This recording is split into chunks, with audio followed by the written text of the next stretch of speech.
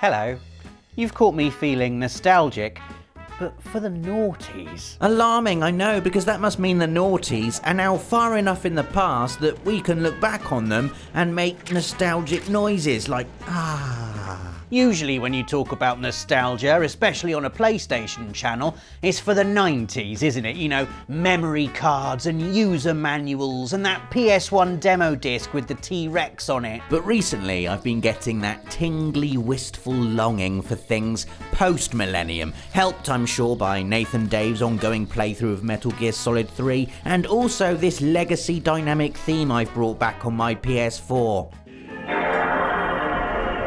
Oh, what a noise that is. So with that in mind, I thought I'd fill this week's Friday feature with all my favourite memories of noughties gaming. For our much younger viewers, you can just sit back and laugh at us for the next 10 minutes or so, because here are 7 things only gamers from the noughties will remember. Number 1. DVDs. The thing I remember most is the smugness of the early DVD adopter. You know, we all had that one kid in school who got a DVD player the day they came out and would strut around the playground regurgitating that advert like, yeah, the picture's twice as sharp as VHS, plus you can watch it in widescreen, and you get audio commentaries. I wasn't an early DVD adopter. My first DVD player was my PS2, and flippin' heck, it was amazing. I loved owning games on DVD. I loved saying DVD. It just sounds sharp, doesn't it? No longer did Final Fantasy games come on 27 discs because CD-ROMs couldn't handle all the CG cutscenes. No, now they came on one powerful DVD. And then there was the fact I could now watch movies on my console. No more need for a chunky VHS player. No, my sister can have that, don't need it. This was the future, the year 2000, and I was living in it. My favourite thing about DVDs was actually just doing this though, and sort of looking at how the light reflects around the disc. Seriously, I could just take a game out of the box and do this for hours. DVDs were so good, even my parents made the transition despite claiming they couldn't tell the difference between VHS. Lies. In fact, my dad still watches DVDs and only DVDs to this day on his 4K TV, like a stubborn idiot. The second thing I remember fondly from the noughties is the IToy, an incredible piece of kit that basically did magic as far as I was concerned. How does it know that I've kicked the cartoon men and washed all the windows? How does a camera know that? There was the obvious technological witchcraft of the IToy I never quite got over, but I think my favourite thing about it was how all the non-gamers in my family suddenly couldn't wait to have their go on the PS2. Wishy Washy was our favourite, one of 12 minigames included with IToy Play, that basically saw you cleaning windows as efficiently as possible while George Formby's jaunty classic When I'm Cleaning Windows piped away in the background. It was one of those games that started out all fun and laughs, you know, we'd all be there like, oh, this is so fun and silly, look at us cleaning the windows. But an hour in, when the scores were tight, things would get far more serious. My dad in particular had his technique down. You would start with the big sweep and then quickly move on to the sideways Scrabble to get rid of those remaining soapy suds. It became quite the competition in my family, and the noughties were brilliant for this kind of thing. Buzz the Music Quiz was another household favourite in 2005. Amazing peripherals, felt like you were on a real quiz show. Fantastic stuff. Our third entry is a thing I'll always associate with my gaming in the noughties, and that's online game walkthroughs or game FAQs. Now, I'm not talking about the fancy pants walkthroughs you get today with the lovely graphics and HD screenshots and YouTube video inserts. No, I mean things like this. Gorgeous reams of powerful text, black on white, no frills. Except when you got people who would create amazing works of fan art using just keyboard symbols. Oh my god, it was amazing. These walkthroughs accounted for pretty much 90% of my internet usage in the early noughties. I found it incredible that I had all this info at my fingertips now instead of having to trudge around newsagents searching for cheat books that probably wouldn't have the game you needed anyway. I specifically remember using a walkthrough like this to conquer Final Fantasy X's dark aeons. It guided my strategy, held my hand through the dangerous fights, consoled me when I failed to finish the Chocobo race in under 0 seconds with its chirpy, optimistic proclamation of "Don't worry if it feels like you're getting nowhere, keep at it and the sun sigil will be yours in no time." I remember that line so vividly. I was so close to just giving up, but kept on reading it over and over.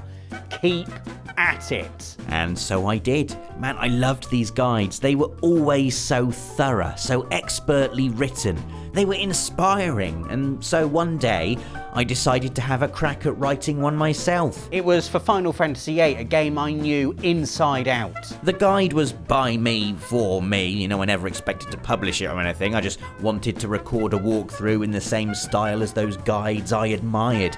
They were alongside me for every 50-hour plus RPG I played, and even now, just seeing the font Courier New, a common computer font for over 2 decades. Just seeing it takes me back to long, lazy summers spent unearthing every secret, beating every boss, and generally just having the absolute best time.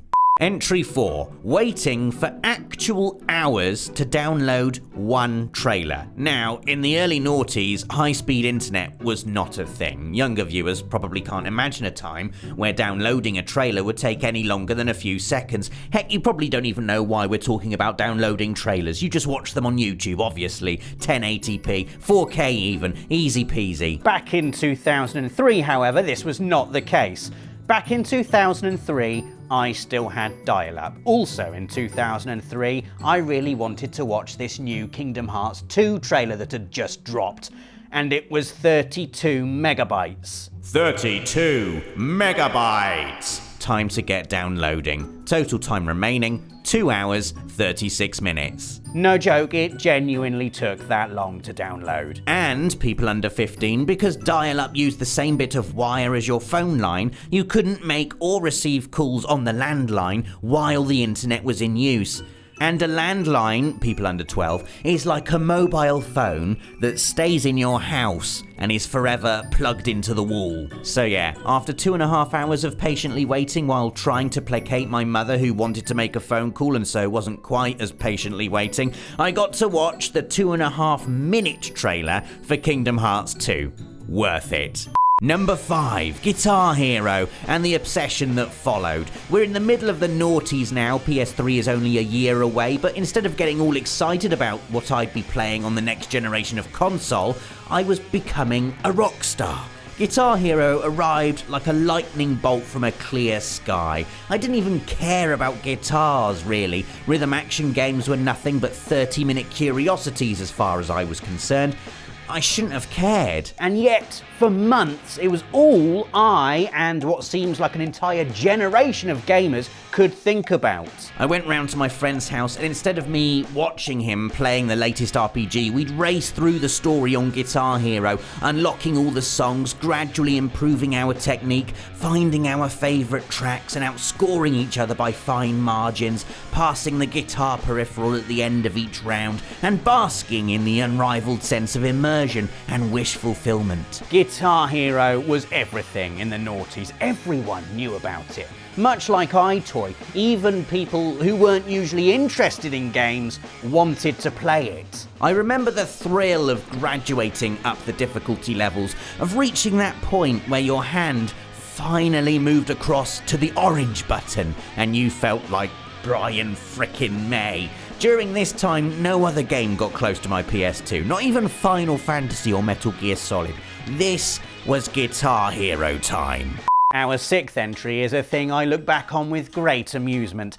trying to work out how to get your PS2 online for the very first time. I upgraded to a slimline PS2 towards the end of the generation around 2006. The cool thing about this model, you could play online multiplayer, a concept of which I had been suspicious for many years, what with the surely impossible promise of playing a game live with another person hundreds, maybe even thousands of miles away. Online multiplayer was a thing I struggled to understand and so didn't even bother with until a certain Metal Gear Solid 3 Subsistence came out in 2006. Now I was interested. It was time to make an effort. It was time to try and get my PS2 online. It was time to crawl underneath a table and stare at wires I didn't understand for 45 minutes. But what about this thing here? That's the power adapter. I know that, you cheeky swine! Why are you messing around with it then? Oh, for goodness sake, where's the instruction manual? I chucked that out ages ago. Well, that was clever, wasn't it? After much back and forth, we finally worked out the Ethernet cable currently plugged into my laptop could simply be taken out of there and shoved in the back of my PS2. Hello, Metal Gear Online, a game I could easily talk about for the length of an entire video, so let's move on. Final entry, the birth of HD. Has there ever been a jump like it? I mean, 1080 to 4K is pretty amazing, but that's like going from really good to really, really good. The difference between 480p old O-Vision and the first time you saw games running through an HDMI cable on an HD TV was something I'll never forget, however. And the ridiculous thing is, I owned my PS3 probably for about half a year before experiencing HD for real. When I first got my PS3, I plugged it into my trusty 15-inch portable television with a SCART cable and thought to myself, my God, these graphics look amazing. The first thing I played was Transformers the game, and it looked better than I could possibly imagine. You know, that new generation thrill that lasts for about a year, where everything you play is automatically amazing by default because you still haven't gotten over the fact you're playing what looks like a CG cutscene from your old games. Then, a few months later, I bought my first HD TV. 32 inches, an absolute unit, and crucially, an HDMI cable. Oh my God, it was like when you get a new pair of glasses times 10. The difference, the colour, the vibrancy, the sharpness, the detail, the sound. It blew me away. This was the future. On my TV, right now. I was an early adopter too, meaning I got to be that annoying guy from entry 1, but for Blu-rays instead of DVDs. Burnout Paradise was the first game I ever saw in proper HD, and I will always remember that pop from 480 to 1080. Just wow, incredible. And so there you go, 7 things only gamers from the noughties will remember. Let us know in the comments if you can think of any other examples. Give this video a like if you enjoyed it, and don't forget to click that notification bell to stay up to date with all our content. Thanks for watching, and see you next week for another Friday feature. For the players.